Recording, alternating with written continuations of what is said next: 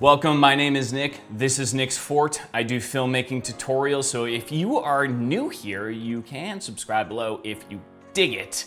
And today I'm gonna share with you guys how I source my talent, and I'm gonna use an example from a Timberland Pro shoot that I did recently, which looked just like this. My name is Grissom. I'm the brewhouse lead at Pelican Brewing. I'd say what really made me want to become a brewer was when I got my start in the brewing industry as a delivery driver. Once I actually started working in the brewery, I saw what was going on, and it looked awesome.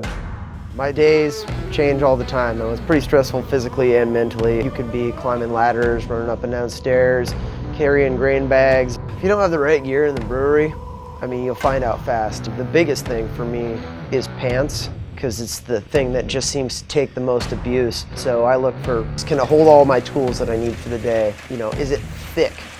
Is it abrasion resistant? But the main thing is durability. Even after a really long day, as tired as I was and as frustrating as the day was, I wasn't mad. So in the past year, I've been doing a ton of work for Timberland Pro. They're an outerwear company, and I've been doing a lot of producing, which means that I'm sourcing the talent, finding the locations, setting up all these logistics and stuff. And my partner, Chris Roller, who I will drop his link below, he is heavy on the editing, so he's doing all the post-production stuff, and then we both shoot it together. But anyways, I'm gonna share the two approaches to finding talent, and I'll share which one I use for this production with you at the end. So the first approach that you can do is you can use a modeling agency or a talent agency. So we filmed this out in Oregon. So I would go to Google and I would type in, modeling agency, Portland, Oregon. And then I would find those agencies. I would pick one that I liked and I would call them and say, hey, I have a production at a brewery. I need a male and a female. They need to be between 25 and 35 years old. They need to have shoe size 9 and a shoe size 11, women's and men's, and pant size, whatever. Give them all the details, and I want the man to look scruffy, and I want the woman to have blonde hair, and give them the parameters. Then that agency would go through their database, and they would find options, and they'd send them to me and say, hey Nick, here's your options for the talent, and here's how much they want for the day rate, and blah, blah, blah, blah, blah. So then I would say, I want these two people, and I would hire them from the agency, and then they would come to the location, I would film with them, boom, you made it, you did it, you had your talent. So with the agency approach, there's a couple of things. One, it's going to be more expensive than the second approach that I'll share in a second. So you're gonna have to pay for the talent, you're gonna have to pay for the agency, and then usually you're gonna have to pay for a liaison to have on location. So let's say I hired a model to be my brewer. I need a real brewer on location to make sure the model brewer is doing all the brewing correctly. Okay, so you have three costs right there. So it's gonna be more expensive with the agency approach usually. One of the pros is that you can be very specific with an agency, so that is fantastic, especially if you're doing something for an outerwear company like Timberland Pro.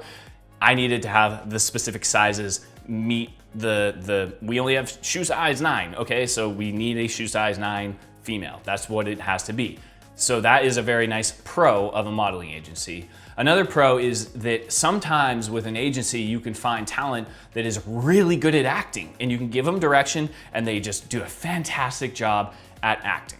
The other side of that is sometimes you can end up with a model or an actor who is not good at acting, and they overact, and it kind of ruins the video, and that can be freaking terrible. So that kind of wraps up the model agency approach, pros and cons.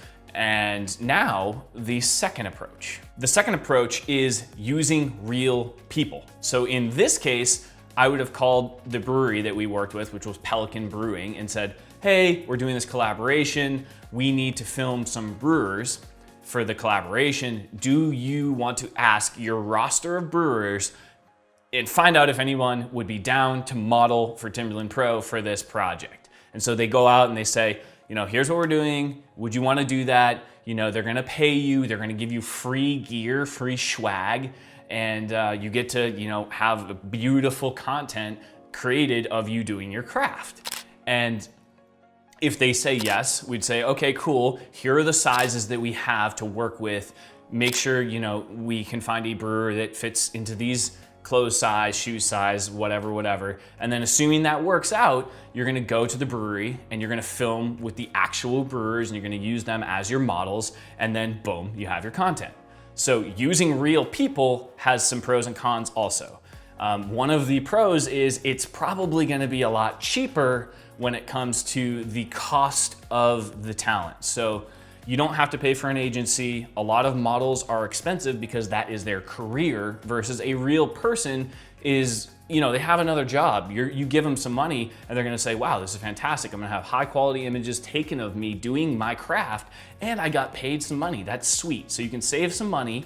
You also don't have to hire a liaison because they know their craft. They are specifically a brewer. They're already good at what they're doing, which is sweet.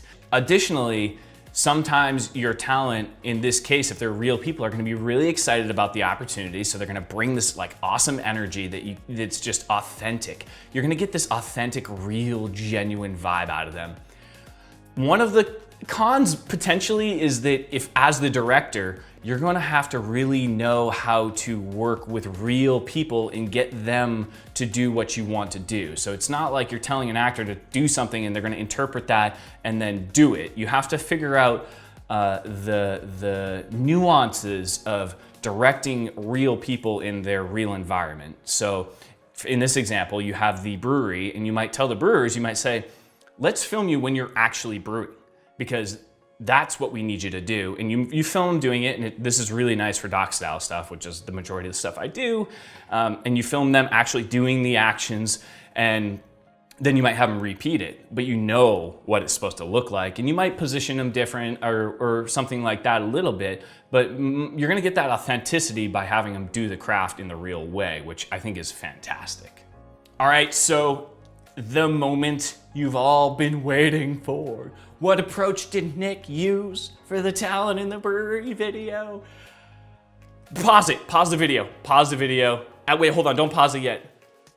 Take a guess in the comment below. So comment below. I think Nick took the agency approach. I think Nick took the real people approach. Pause the video, go drop a comment. In the Timberland Pro brewery video, I took the real people approach, which is my favorite. 95% of the time, I'm going to work with real people. I think it's a better approach. I think you get better content out of it. It's authentic, it's real, and I do that doc style filmmaking where it's like, that's what I want. And also, if you guys have any other ideas for how to find talent or how you find talent, drop them below, because I do this all the time, so it's useful to have other people's methods to find talent. If you guys dig this video, give that thumbs up, clickety clackety. If you aren't yet subscribed, please subscribe below, and I'll see you guys next week. Peace.